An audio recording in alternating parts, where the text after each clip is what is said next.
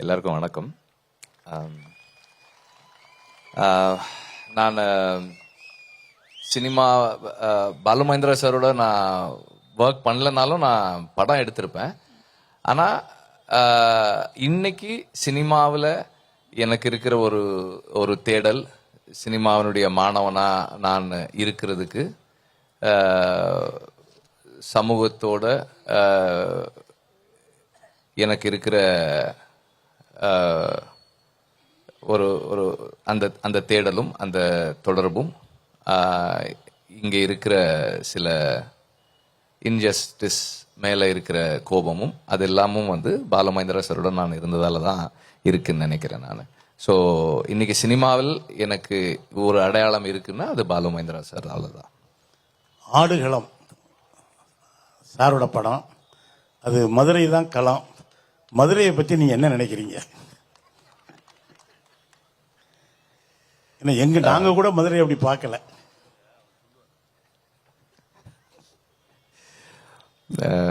நான் ஆக்சுவலா இங்க வரும்போது நான் பேசல அப்படின்னு சொன்னேன். அவர் சரின்னு கூப்பிட்டு வந்துட்டாரு. இப்ப அவர் என்ன சொன்னாருன்னா, நீங்க பேச வேண்டாம் அப்படின்னாரு. அவர் நான் 2 கேள்வி கேட்கிறேன்னாரு. கேட்க தொடங்கி இருக்கிற ஸ்டைல பார்த்தா 2ல முடிகிற மாதிரி தெரியல. ஓகே, எனக்கு மதுரை அந்த நான் இங்க ஒர்க் பண்ணதுல எனக்கு அந்த மக்கள் தான். அவங்களோட உரிமையா அன்பு செலுத்துறது இருக்குல்ல, அது ரொம்ப ஸ்பெஷலா இருக்கும். அப்புறமா சாப்பாட்டுக்கு அவங்க கொடுக்குற முக்கியத்துவம் இருக்குல்ல, அதுவும் எனக்கு ரொம்ப ஸ்பெஷலா இருக்கும்.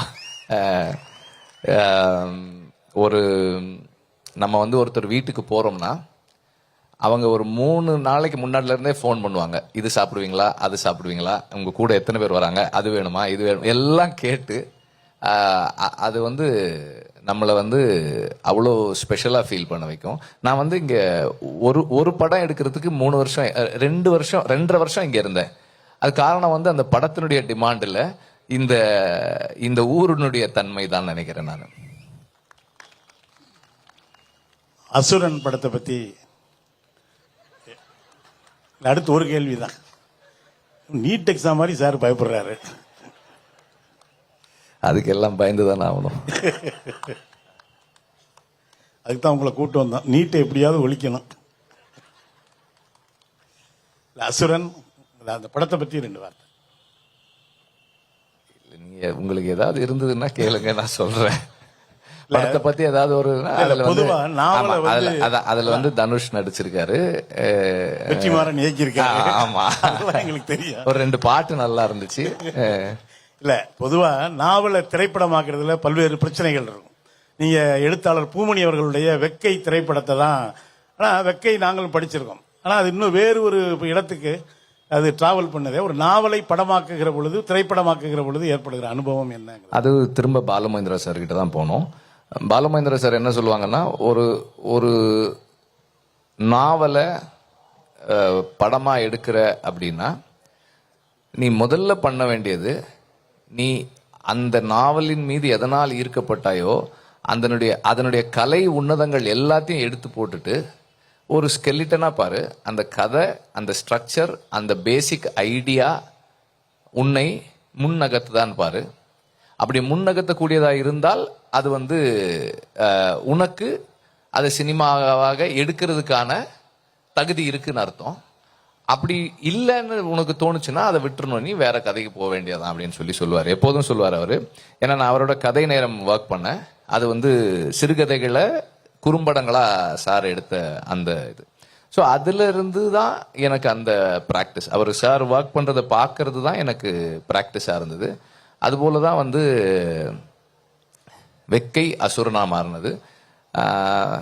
வெக்கை படிச்ச நிறைய பேருக்கு அசுரன் மேல உடன்பாடு இல்லாம இருந்திருக்கு. அதுல நிறைய மாற்று கருத்துக்கள் இருக்கு. அவருக்கு பூமணிக்கே அது பிடிக்கல, அந்த படம் பிடிக்கல, அல்லது விமர்சனங்கள் இருந்து, பிடிக்கலன்னு சொல்றதை விட விமர்சனங்கள் இருந்ததுன்னு சொல்லலாம். ஆனா ஒரு நாவலை சினிமாவா மெயின் ஸ்ட்ரீம்ல வெகுஜன சினிமாவா மாற்றும் போது எனக்கு என்ன எப்படி பண்ண முடியுமோ அதை மாதிரி பண்ணியிருந்தேன் நான். அவ்வளவுதான். கடைசியா ஒரே ஒரு கேள்வி. நாட்டுக்கும் விடுதலை கிடைக்கணும். உங்க விடுதலையை பத்தி 2 வார்த்தை சொல்லி விடுதலை 1, 2 ஒரு அற்புதமான திரை அனுபவம். அது நிறைய பேசு பொருளானது. அது பற்றி ஒரு 2 வார்த்தை நீ சொல்லி முடிக்கலாம். இல்லை, எனக்கு வந்து விடுதலை வந்து நான் 45 வருஷம் நான் ஸ்கூலில் படித்தது, அப்பா அம்மா சொல்லி கொடுத்தது, காலேஜில் படித்தது, பாலுமகேந்திரா சார்கிட்ட படித்தது, சமூகத்திலிருந்து படித்ததை விட இந்த 4 இயர்ஸில் வந்து எனக்கு நிறைய கற்றுக் கொடுத்துச்சு. ஏன்னா நான் நிறைய வாசித்தேன், நிறைய மனிதர்களை பற்றி தெரிஞ்சுக்கிட்டேன், நிறைய தலைவர்களை பற்றி தெரிஞ்சுக்கிட்டேன். அண்ட் அந்த படம் பண்ணுறதுக்கான மிகப்பெரிய மோட்டிவேஷனாக எனக்கு இருந்தது என்னென்னா, நமக்கு தெரிஞ்சது வந்து மேடையை அலங்கரிக்கிற அலங்காரமா பேசக்கூடிய கவர்ச்சி இருக்கக்கூடிய தலைவர்கள் மட்டும்தான் நம்ம கண்ணுக்கு தெரிஞ்சவங்களா இருக்காங்க. ஆனால் தலைவர்கள் என்பவர்கள் மக்களோடு மக்களா நின்று சண்டை போட்டு அந்த மக்களுக்கான விடுதலை வென்றெடுத்து கொடுக்கறவங்க தான் தலைவர்கள். அந்த தலைவர்களை நமக்கு தெரியவே இல்லை. அது மாதிரி ஒரு ஆயிரக்கணக்கான தலைவர்கள் நமக்கு இருக்காங்க, இங்கேயே இருக்காங்க. ஒவ்வொரு ஊர்லயும் ஒவ்வொரு தெருவுலயும் ஒரு தலைவர். அவர் ஒரு மக்களுக்கான ஒரு பிரச்சனைனா முன்னாடி போய் நிக்கிறாரு, அடுத்த தலைமுறையை உருவாக்குறாரு, அடுத்த தலைமுறையும் ஒரு பிரச்சனைனா போய் நின்று முன்னாடி நின்று கேள்வி கேட்கறதுக்கு போறாங்க. அப்படி ஒரு துணிச்சல் மிக்க தலைவர்கள். அதை உருவாக்குறது வந்து அவங்க நம்புற தத்துவம், அவங்க பின்பற்றுற தத்துவம். அண்ட் இந்த 4 இயர்ஸ்ல தெரிஞ்சுக்கிட்டது வந்து ரொம்ப நிறைய அண்ட் தொடர்ந்து வாசிக்க வச்சிருக்கு. இன்னும் தேடிக்கிட்டே இருக்கோம். விடுதலைக்கு முன்னாடி வெறும் சினிமா மாணவனா இருந்த நான் வந்து இப்போ சினிமா மாணவனாகவும் ஒரு மார்க்சியன் ஸ்டூடெண்டாகவும் இருக்கிறேன். ஏன்னா எந்த ஒரு சமூக அமைப்பும் இது என்னுடைய புரிதல். ஆமா, எந்த ஒரு சமூக அமைப்பும் மார்க்சியன் பிரின்சிபிள்ஸ் மேல கட்டமைக்கப்படலைன்னா ஏதோ ஒரு கட்டத்துல மக்களுக்கு எதிர்நிலைகளை போய் நின்றுடும்ன்றது என்னுடைய நம்பிக்கையா இருக்கு, என்னுடைய புரிதலா இருக்கு. ஸோ இதெல்லாம் வந்து நான் இந்த 4 இயர்ஸ்ல நான் கத்துக்கிட்ட விஷயங்களா இருக்கு. நிச்சயமாக இது உங்களுடைய புரிதல் மட்டுமல்ல, எங்களுடைய புரிதலும் தான். மக்களை ஒன்றிணைக்காமல் எந்த தத்துவமும் வெற்றி பெற முடியாது என்பதுதான் எங்களுடைய புரிதலும். அதைத்தான் நீங்கள் திரைமொழியில் மிக அழகாக சொல்லியிருந்தீர்கள். பொதுவாக தலைவா படம் எடுப்பது எளிது, தத்துவத்தை வைத்து படம் எடுப்பது மிக கடினமான ஒன்று. அதை திரைமொழியில் சாத்தியமாக்கிய எங்களுக்கும் ரொம்ப கடினமா தான் இருந்தது. ரொம்ப பேசுறாங்கப்பா இந்த செகண்ட் பார்ட்ல, நிறைய பேர் சொல்றாங்க. அவர் படத்துல நிறைய பேசியிருக்காங்க, ஆனா இவர் பேசவே மாட்டேங்கிறாரு. சொல்லி நிறைய பேச வச்சிட்டீங்க. எங்க வேலையே அதானே.